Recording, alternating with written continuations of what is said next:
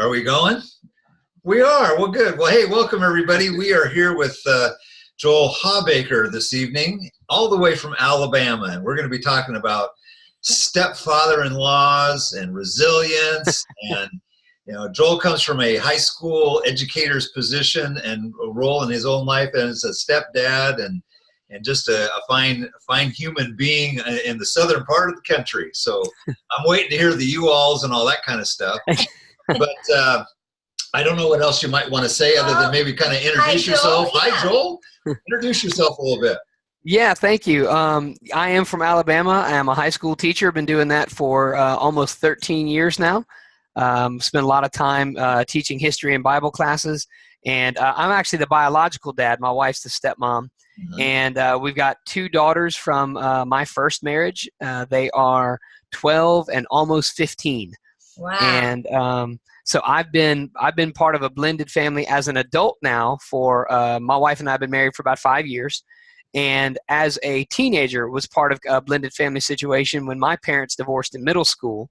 About a year later, my mom started dating a guy that I still refer to as my stepdad, even though they never married. But I got to see that done really well because my mom and my dad and my stepdad made it a point to continue to celebrate holidays and birthdays and things together. And so I've always been really grateful for that kind of example, that kind of situation where I could see it done really well. And so now I spend a lot of my time working with blended families to try to help them live sort of a more harmonious lifestyle. That way if everybody gets along better, then that's always a happy thing. So that's what I spend a lot of my time doing. Yeah. And what do you find as you're speaking to these families? I mean, how many of them are being harmonious and how many are like, ah? Well, it's like anything else in the world. It's really easy to do badly. To do it well is going to take work. It's going to take self-sacrifice. It's going to take humility and effort. Yeah. And a lot of times it's a matter of helping the adults to see or to remind them, listen, we need to act like the adults. Yeah. And that's, and so one of the things that I try to charge families with doing, whether it's a biological parent or a step parent, is I want to see you act like the adult you want your kid to become. Nice. And so the kind of adult you want your kid to be, if you want them to be respectful, even if they're being disrespected, then you need to model that. If you want them to be kind, even if someone is being unkind, then you need to model that. And you need to model that in the hardest situation possible. And for a lot of adults, that is, I need to see you be kind and respectful to your ex-spouse. Mm-hmm. Mm-hmm. Well, you don't know what they did. You're exactly right. 100% right. I have no idea what they did. That doesn't change the fact that you need to model it for your children if you want to see them grow up into that kind of adult. And so I like to tell audiences, I don't have any silver bullet. I don't have any magic pill. I don't have any easy advice to give you. If you're looking for a quick fix, an easy one-step solution to your blended family life issues, you have come to the wrong place. But if you're willing to put in work, if you're willing to put in effort, and if you're willing to do the difficult tasks necessary, well, now we can work together, and I can do everything that I can. I'll be willing to help you. Mm-hmm. But you have to show me that you are willing to do the work, because if you're not, ultimately you'll just be wasting your time, and that's not worth it for anybody. Yeah, you're not going to get the result you want without getting in the trenches and getting your dirt under the fingernail. That's it. Yeah, 100%. Yeah, and when I grow up, I want to be like who? Right. Yeah. We have to model it. If we don't give it, we don't get it. So that's it. Yeah, for sure. Yeah. So Joel, you had mentioned in a previous conversation about your relationship with your ex-wife's husband and how that all plays out. So I was really encouraged to hear how you were describing that and the journey you were on that. So can you share that? Yeah, I would love to. So my girls are very blessed to have what we call as 4 parents, 2 houses, right? Because they've got a biological dad and a stepmom and a biological mom and a stepdad, and we live within 2 miles of each other. And we really try to work well together to raise the kids. And a large part of that is trying to figure out how to have good relationships between myself and their stepdad, and then their stepmom and their biological mom. And this started, even before myself or my ex-wife got remarried. we kind of when she and I divorced, we had an unwritten but very much understood and verbalized understanding where if either one of us got serious with someone else to the point where they were going to be spending time with our children, we had the right to have a serious conversation with whoever that significant other might be. Wow. And so what that looked like was when my ex-wife started dating the man that she's married to now, he and I had a conversation. I said, listen, I would just like to talk with you. And, you know, you can't tell because I'm sitting down, but I'm all of 5'3.5" tall. You're so an intimidating figure. Yeah, exactly right. I'm real scary. But the thing is, I wanted to have a conversation with him, not to try to intimidate anybody, but just to come to an understanding. And I told him two things. I said, one, these are my girls, and two, these are my girls. And what I meant by the first one was they're my kids. And so I need to know that when I say something, you're going to back me up rather than contradict me. Not because it's a power struggle, but because I'm their dad. And if you were their dad, you'd want that kind of respect too. Right. And the second part is that these are my girls. And I am seriously competitive, or not competitive, but I'm very protective of my girls. And I know that I'm not big and scary.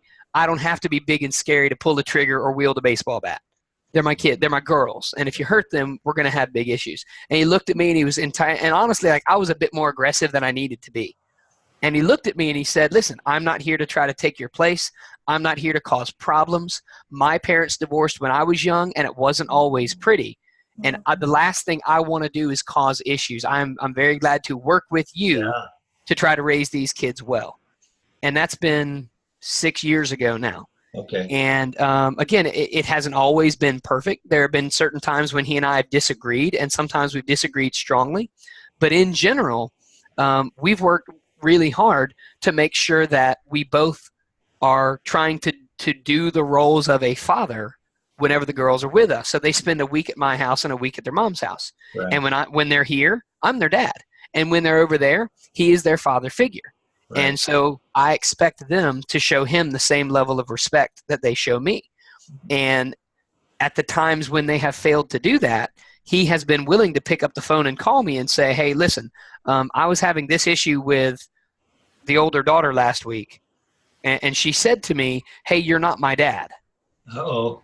Would you mind backing me up? And oh, absolutely not. I would be very glad to back you up, and we'll deal with the problem. And so that's gone a long way towards our relationship, because I know that if I'm having a problem here with the girls, I can call him and say, hey, listen, here's what we're dealing with. Just keep an eye out for that. Yeah. And he knows the same thing. If they're having a problem there, he can call me and say, hey, listen, we're dealing with this. You know, can you back me up on this over there? And you know, we've purposely tried to carve out time for he and I to get together one-on-one. So he and I have gone out and gotten buffalo wings together and just sat and chatted. A couple years ago, he and I coached our younger daughter's soccer team together. Last year, we coached her basketball team together. This year, I coached soccer, and he was just a parent. And this year, he coached basketball, and I was just a parent. But for a year there, my daughter got to see her dad and her stepdad on the same sideline coaching her team together. And, awesome. You know, that was a really cool experience. And it obviously becomes a fun story to tell when I'm speaking with parents and audiences and stuff.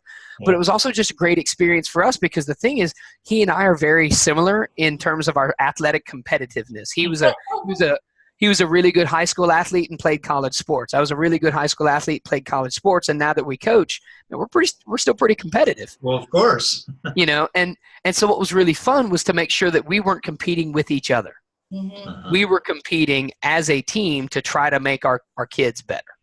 Yeah. And I think I'm curious, Joel, that because that's very cooperative and actually probably, with all the people we've talked to, miraculous that you guys are able to cooperate so well and navigate anything to do with jealousy or somebody feeling like they're getting their rank pulled or something like that. Right. I mean, early on, did you guys encounter that?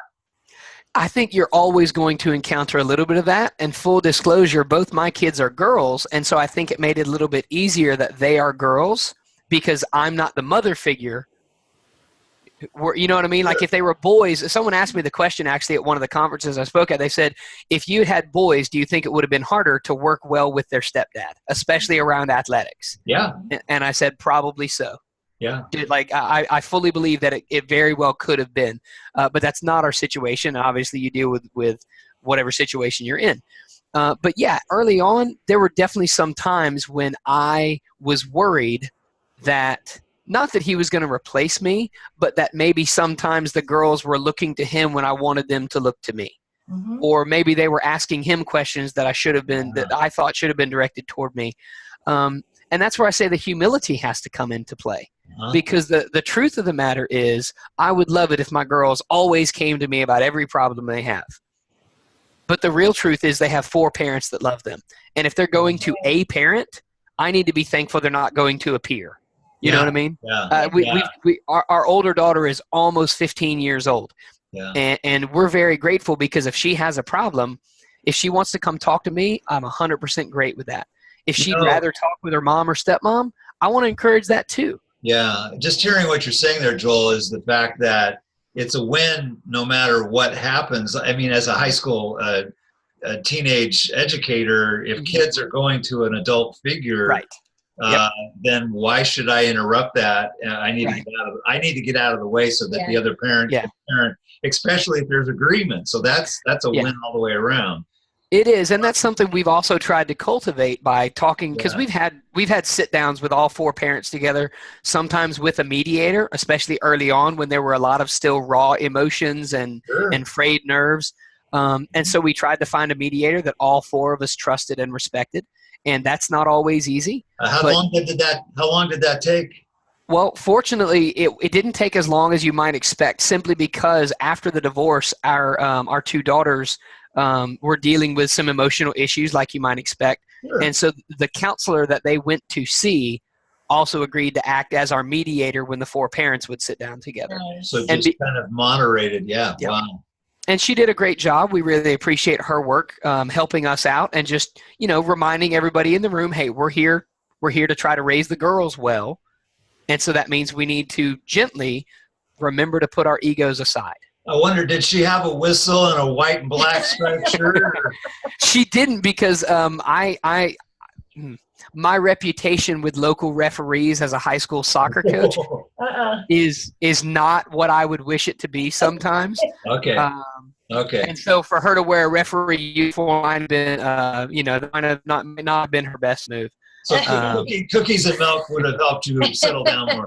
So, absolutely, yeah. Or bring the dog in the room where we can pet him, a little fuzz therapy. Service dog to kind of calm your trauma. That's exactly right. Kind of turn the corner a little bit with regards to how going through all this process and, some former conversations with regards to the issue around reframing circumstances to build resilience, because this issue, especially with not only teenagers, but I think human beings in general, don't have great resilience. We cave in far too soon.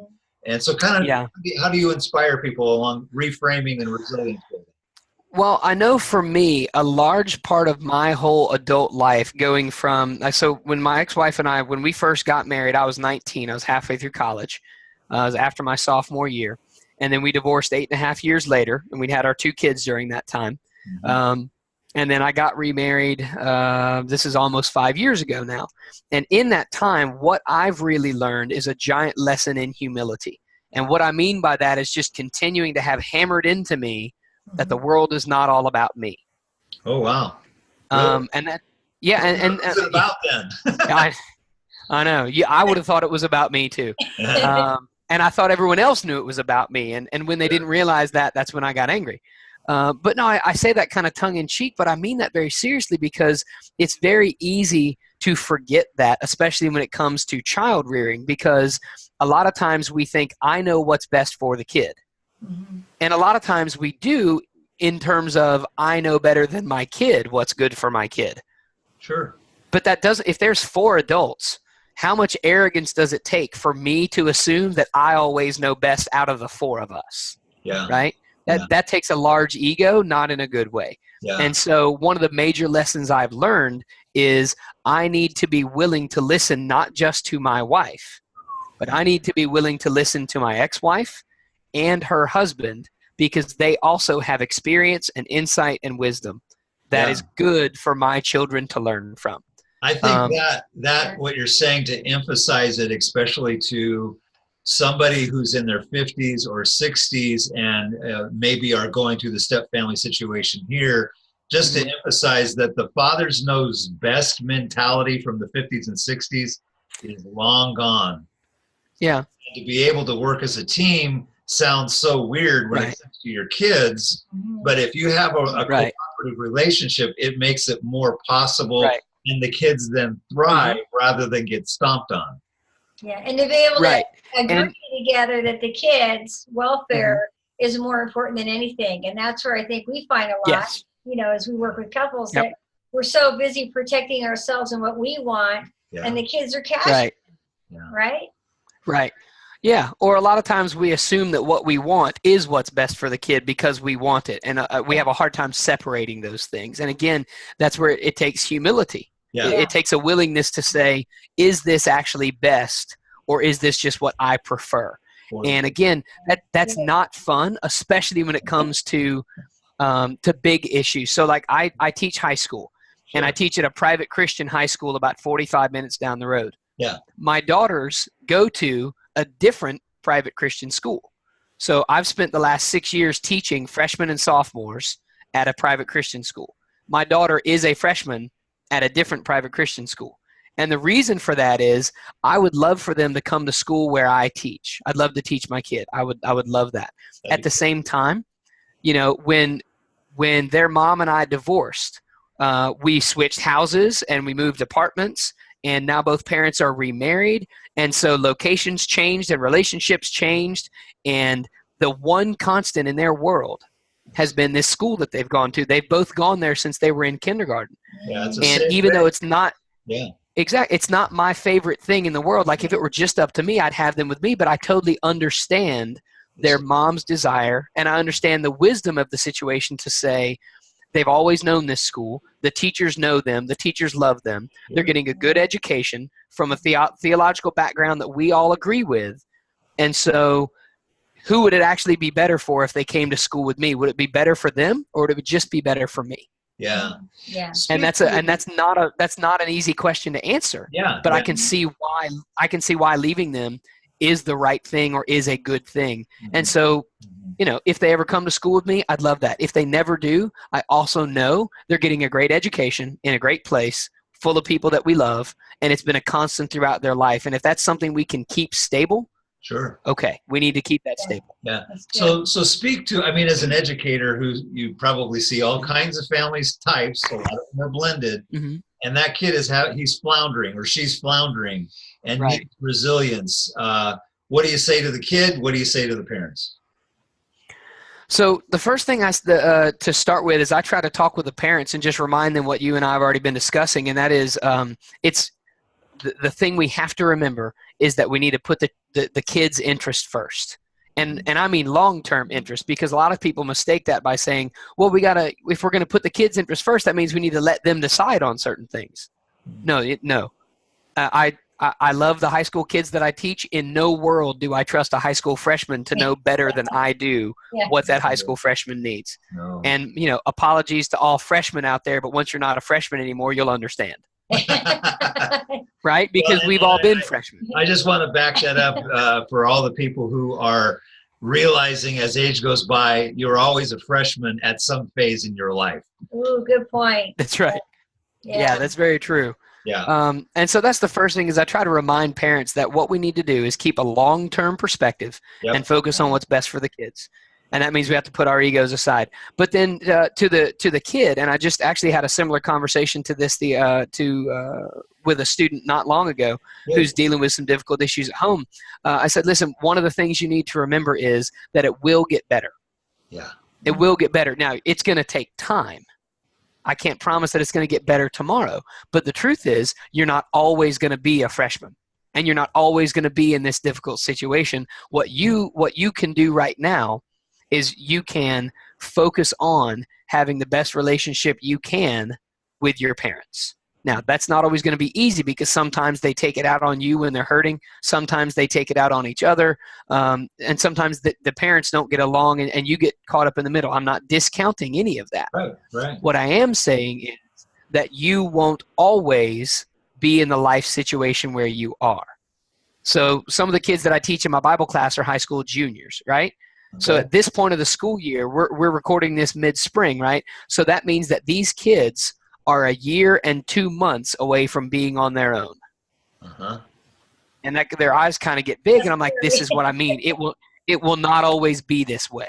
Yeah, now then you get the opportunity to go out into the world and make up your own mistakes. That's exactly right. You get to get a job and start paying your own bills, and you get you get to learn why adults are so stressed out a lot of the time. Yeah. But it really is, it's good for the kids to also see, okay, where I am right now, this is not always where I will be. I'm not going to be 14 or 15 years old my whole life. I'm not necessarily going to be caught up in the difficult crossfire of disagreeing and hurt and angry parents all the time. Right. Things will get better over time. They can get better. But it's going to take work. Yeah, exactly. So as a history teacher, that's easy to tie in. Yeah, unfortunately, we repeat history, don't we? What is that? So kind of round the corner with me and land on the issue of hope. Speak hope to the issue of the parents who maybe don't have as cooperative a situation as you do, and to the kids who they just keep banging their head. But what is maybe one or two things you could throw out as a concept of hope? Well, again, the first one is just to keep your eyes on the long term, because I can remember being in a very difficult and dark place following my divorce, when my first wife and I divorced. So within about a year, maybe a year and a half, I went through divorce and lost custody of my kids for a while. Oh. And the house we had bought together got foreclosed on, and then I went through bankruptcy. All within about an 18-month time period. And so when people are telling me it was a hard time, when people are telling me, well, I'm dealing with this and this and this, I say, I understand. I empathize. I remember being in a very similar place. Yeah. But I'm not there anymore. And so the hope there is it will get better, but it's going to take time. It's going to take effort. And again, as a coach, this is an easy analogy to make, because I can talk with my athletes and say, remember where you were when you were a freshman or when you were in middle school, and look where you are now as a junior or a senior. Look at the way that you've grown academically. Look at how you've grown athletically, how you've grown spiritually. And I can tell adults the same thing. If you're, let's say someone's in mid-40s and they're dealing with family difficulties, you say, okay, are you the same person that you were when you were 35? Good. Then you won't be the same person when you're 50 as when you're 45. The question is, who are you going to be and how are you going to get there? Because you have control over more than you think. Yeah. Now, that doesn't mean you can control the other person. And I learned that, actually, it's really funny. My first wife's father, so my former father-in-law, taught me that. He taught me that lesson many years ago, not long after the divorce. I was angry about something, which is a pretty constant state of my life at that time. And I went over to talk with him because I felt like I had been wronged by his daughter, and we needed to talk about it to figure out how to fix it. And I said, she needs to do this. And he looked at me and he said, Joel, I love you, but I need you to remember something. And I said, okay, what's that? And he said, listen, if you couldn't control her actions when you were married, what makes you think you can control her actions now? Right. And I thought, oh, man, that's not fun here at all. But you know what? He's right. And it's not my job to control her actions. That's what I had a hard time realizing, is it wasn't my place to tell her what to do, and nor should I expect her to do what I want all the time. Not when we were married, not now that we're divorced. But I can control me. And I learned this from my dad too. I can control my emotional response. I can control how I choose to act out of what feeling. So if I'm feeling anger, I have the choice to act out of that anger and say something hurtful, or I can choose to act out of grace. And so the person that you want, like the hope that I try to give people is, listen, who do you want to be a year from now, 5 years from now, 10 years from now? Then start being that person today. Right now. Yeah. And it's going to be real hard. But the longer you do it, the easier it becomes. It's like any other good habit. It's really hard at the beginning, but the longer you do it, the easier it becomes. Yeah. And then that becomes what is more natural to you. And so it's going to take time. It's going to take conscious, applied, systematic effort. Yeah. But you're not alone, right? There are people who want to help you. There are people who love you and care about you. Right. And if you do these things, it will get better. Now, that doesn't mean they're going to treat you any better, but that's okay because you're not in control of them. If you act the way that you should, if you are respectful to them, even if they're not at the beginning, eventually they'll catch on and they'll start treating you better too. At least that is the hope. If they don't, you're still doing a problem. That's right. Yeah. And that really is the thing. Even if they don't, you're still doing the right thing. And you have the satisfaction of knowing I'm trying to set a good example, not in a competitive way, not in I'm a better parent than my ex-spouse, but in a very serious look. I want to be able to look my kid in the face when she's 21 and say, baby, I did the absolute best I knew how to do. Was I perfect? No. Yeah. But I do know that I tried my hardest and I tried to do what I believed was right. Yeah. And that's all I can do. That's all you can ask as a parent. Yeah. I tell a lot of my clients, be kind. Life's a long time. Yeah. Yeah. No, you're exactly right. There was actually, I don't know if you guys listen to the band U2 or not. I love their music. I've loved them for years. Yeah. They came out with an album last year and there's a song on there. And in the song is one line that I actually used as the title for one of my blog posts not long ago about this. And the line is this. It's, are you tough enough to be kind? Right? Are you tough enough to be kind? Oh, yeah. So Cut out. Go ahead. Sure. Are you tough enough to be kind? Wow. Yeah. Right? Because it's easy to be mean. It's easy to be snarky. It's easy to be rude. Oh, sure. It's really hard to be kind to people when you have been mistreated, or whether in actuality or whether just in your mind. If you feel wronged, it's really hard to turn the other cheek.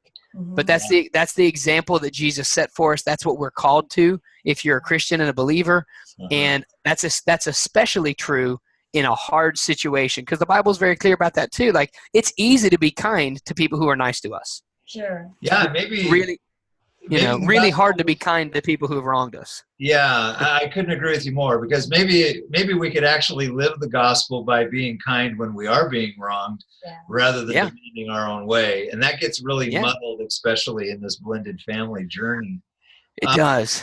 So tell us, we've got a couple more minutes here, Joel. Kind of tell people how to find you, where you're at, blog. I know you do a podcast as well, but kind of do a little commercial here for yourself. Well, thank you very much. The easiest way to find me is by coming to my website, and that's easy. It's reallifeleading.com. You can find me at reallifeleading.com. That's also my name on Twitter, at reallifeleading. I'm on Facebook under Joel Hawbaker, and I'm on LinkedIn under Joel Hawbaker. You can find me at any of those places. And on my website, you'll find my blog. You'll find I forget how many dozen podcast interviews I've done now, because I love doing this and sharing with people. You'll find information about different conferences I've been to, or colleges that I've spoken at, or whatever it may be. And so that's the easiest way to get a hold of me. On my website, there's a Contact Joel form. And so it sends me an email. That's real easy to get in touch with me. And I'd love to help out any of your listeners that have questions. I'd love to answer whatever I can. If you got more questions about my story or background, you can ask my kids. I love to talk. This is what I do. I'm a high school teacher. Ask my kids. Yeah. So if you could say, go ahead. Go ahead. Well, no, it was funny. So we're on spring break, and the girls are at their mom's house this week. But she was at work a lot of the day. So she said, hey, if you want to come pick up the girls this morning and keep them for a lot of the day, you guys have a great time. Cool. And that's the sort of thing I'm really thankful for. So I picked them up before lunch. We went to Starbucks, and we came back to the house, and we played volleyball and soccer in the backyard, and just, had a great day together. And then I took them back to their mom's house right before she got home from work. Nice. Well, that's something, that's the kind of thing that would have been not unthinkable, but it would have been a lot harder 5 or 6 years ago when there was a lot more hurt. But we've been doing this, and to her credit, we've always tried to be good about letting both of us see the kids, even if it wasn't necessarily our week according to the legal agreement. That's good. And I'm really grateful for that. And so that's the kind of thing where I'm I like to share that little bit, because that's something you can hope for in the future. A better relationship leads to better interactions, and it leads to more often interactions, and that's something to be grateful for as well. Right. Good. So if you could sum up in maybe a sentence and a half, what would you say to dads trying to establish relationships with the stepdad, vice versa? I would say, as much as possible, one, take your ego out of it, because you're not competing to be the kid's father. You are their dad. That nobody can ever take that away from you. Right. Two, I would say, and this is something that his name is Kyle, my girl's stepdad, something Kyle and I both tried to do, try to find things that you have in common where you can share wins together. And for us, that was bonding over sports, right? We played different sports. He was a football, basketball, golfer guy, right? And I'm much more of a soccer, baseball, basketball guy. But we have sports in common. And so whenever we see each other at sporting events or school events or whatever, we talk about sports for a few minutes, because it's an easy way for us to get along and share about what it is we're doing. And so I would say try to put your egos out of the way, find a way to become allies, even if it's about a little thing to begin with. And then three, really try to communicate with each other about how to work together raising the kids. So again, if there's a situation where I need his help, I can call him and say, hey, listen, here's the situation. Could you help me out? And he can do the same thing. And that, again, that builds that relationship that the kids need to see. Yeah. They need to see us getting along. So those are the things that I would say. Yeah, a united front. Those kids are outnumbered, you know. That's we call them those people. Yeah. Well, Brenda, you want to? Yeah, I just wanted to thank you for reaching out and finding us, and we'll, absolutely, all over, and thank you. We'll make sure we put all your contact information on our site and everything, and because I think you're a great resource. Thank you. So I think I appreciate it. Yeah, wrapping up from our end, again, we would just want to encourage couples that are in blended families and in long term to think long haul, because if you ain't got the marriage, you ain't got nothing. All right. The best gift we can give our kids is marriage. Absolutely. Yeah. Thanks so much. Yeah, absolutely.